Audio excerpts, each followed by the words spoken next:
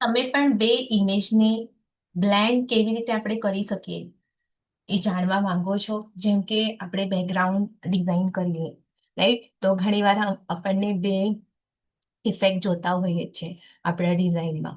તો આપણે કેવી રીતે એને કરી શકીએ? ઇવન આપણે આપણો ફોટો પણ એમાં એડ કરી રહ્યા છે, તો એ કેવી રીતે એમાં મસ્ત થઈ જાય કે એનો લુક સારી રીતે આવે યા પ્રોફેશનલ દેખાય. તો ચાલો આજે તમને હું એક એવા એપ વિશે જણાવવા માંગુ છું, જે કે તમે એ કેનવામાં જઈને જ ને કેનવાના કે એવું નથી કે તમારે બહાર જવાનું છે, બહાર કયા એપમાં જવાનું છે.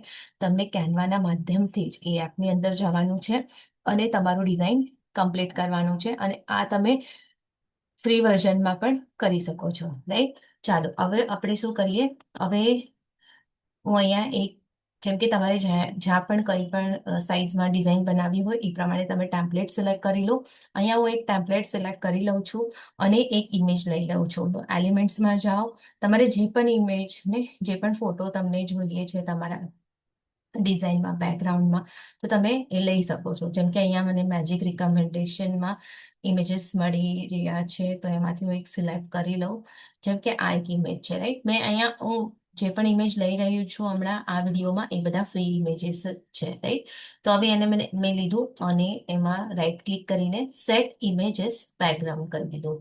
હવે હજી એક આપણે શું કરવાનું છે, એમાં મર્જ કરવાનું છે યા બ્લેન્ડ તમે કહી શકો. તો એ ઇમેજ પણ તમે અહીંથી કંઈ કરવું હોય તો એ પણ ઇમેજ તમે લઈ શકો છો, રાઈટ? તો હવે એક અહીંયાથી હું રેન્ડમલી કંઈ પણ એક છે ને ઇમેજ સિલેક્ટ કરી લઉં છું. જેમ કે આ જે ઇમેજ છે ને એ મેં અહીંયા સિલેક્ટ કરી લીધી, રાઈટ? અને જસ્ટ મેં એને અહીંયા સાઈડમાં મૂકી દીધી છે. હવે આપણે શું કરવાનું છે? હવે આવું તો આપણે કઈ ડિઝાઇનમાં એ કઈ સારું ન લાગે, રાઈટ? હવે જુઓ, હવે આપણે શું કરશું, તમારે એપ્સમાં જવાનું છે અને એપ્સમાં જઈને તમે અહીંયા લખશો ને ઇમેજ બ્લેન્ડર, ઇમેજ બ્લેન્ડર. તો ઇમેજ બ્લેન્ડર કરીને એક એપ અહીંયાથી ઓપન થઈ જશે. જો ઇન્ટરનેટ થોડું સ્લો હોય તો વાર પણ લાગી શકે. તો આ ફર્સ્ટ વાળું જે છે, જેમ કે મેં ઇમેજ બ્લેન્ડર લઈ લીધું છે અહીંયા અને સિલેક્ટ કર્યું. હવે અહીંયા તમને ફ્રી વર્ઝનમાં જો લિનિયર અને રેડિયલ આ બે તમને અહીંથી મળી જશે. તો તમે, અને આ બાકીના જો તમે જોશો તો આ લોક છે, એના માટે તમારે પે કરવા પડે, રાઈટ? તો આપણે શું કરશું, આ રેડિયલ, જેમ કે મેં રેડિયલ યુઝ કર્યું, તમે જોઈ શકો છો. તમે આ મૂવ પણ કરી શકો, રાઈટ? હવે તમે ઈચ્છો છો કે ના સર્કલમાં જજો, અને અહીંયાથી તમારે ધ્યાન રાખવાનું છે. જો તમે આમ અહીંયાથી જો કટ થઈ ગયું છે, રાઈટ? જો તમે આ રીતે સિલેક્ટ કરશો તો અહીંયા એક બોક્સ જેમ બની જશે, પણ આપણે એવું નથી કરવાનું. એને સરખું જે છે ને સર્કલ એનું લઈ લેવાનું છે, રાઈટ? પછી તમે એને એની સાઈઝ ઇન્ક્રીઝ કરો, ચાલશે. હવે જેમ કે એટલું મેં અહીંયા લઈ લીધું છે અને અહીંયા આપણે શું કરશું, સેવ કરી દઈશું. તો જો પછી આ ઇમેજને તમારે જેટલું કરવું હોય, અને તમે જોઈ શકો છો પહેલાનું ઇફેક્ટ એનું છે ને, હું જો પહેલા આવું હતું, રાઈટ? અને નેક્સ્ટ આપણે મર્જ થઈ ગયું છે, રાઈટ? હવે આપણે એને, જેમ કે આપણે રેડિયલમાં જોઈ લીધું, હવે આપણે શું કરશું, એને જો ડુપ્લિકેટ કરી લઉં છું એટલે તમને ઇફેક્ટ અહીંયા તમે જો એટલે સરખી રીતે દેખાશે. હવે મેં એને સિલેક્ટ કર્યું છે અને બીજું લિનિયર વાળું સિલેક્ટ કર્યું. એનું જેમ કે આપણને આપશું ખબર જ છે, રાઈટ? જો એમ જોવા જઈએ, પણ એને યુઝ કેવી રીતે કરવું એ પણ જાણવું બહુ જ જરૂરી છે, રાઈટ? તો તમને હું એપ્સ પણ બતાવું છું અહીંયા કે એની સાથે તમે તમારું કેવી રીતે એટલે પ્રોફેશનલ યા ને બહુ સારું ઇમેજ બનાવી શકો. તો તમે આ રીતે બનાવી શકો છો. હવે જો મેં અહીંયા સિલેક્ટ કર્યું, શું થયું, અહીંયા કાંઈ જ નથી દેખાઈ રહ્યું, રાઈટ? જો તો અહીંયા જોઈ લેવાનું ખૂણામાં ક્યાંક ને હશે. તો મેં અહીંયાથી એને સિલેક્ટ કર્યું.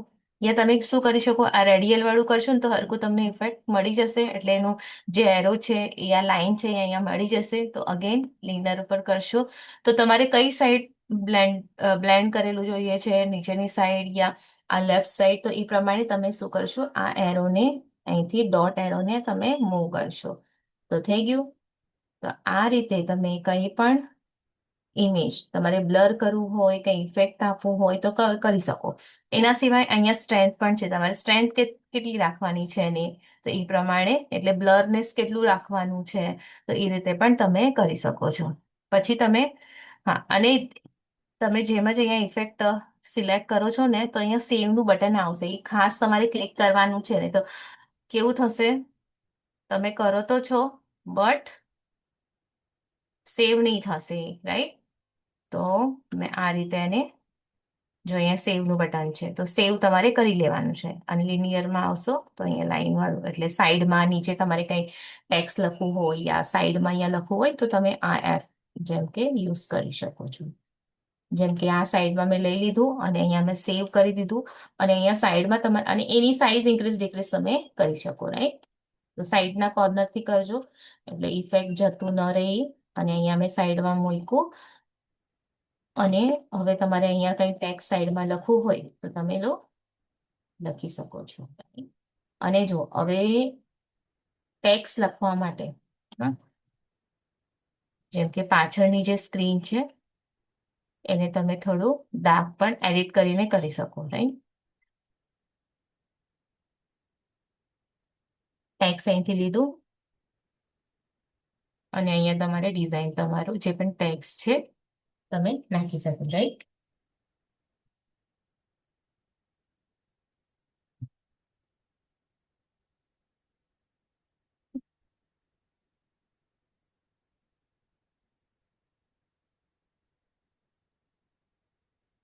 એ ડિપેન્ડ તમારે શું તમે બનાવી રહ્યો, એ તો મેં તમને એમ સેમ્પલ છે ને, એક્ઝામ્પલ આપ્યું છે, એ પ્રમાણે તમે કરી શકો. એનું જો કલર ચેન્જ કરવું હોય, કલર હું ચેન્જ કરી દઉં છું તાકી એમાંથી એ દેખાય, પોપઅપ થાય આપણે જે પણ ટેક્સ્ટ છે એ.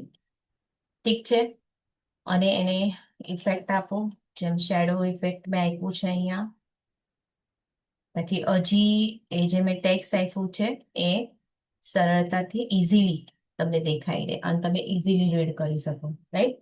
તો આ પ્રમાણે તમે લોકો, એટલે આવું તો ઘણાય છે, આપણે ડિઝાઇન બનાવશું આવા વાળા, નેક્સ્ટ જે વિડીયો આપણે બનાવશું એમાં.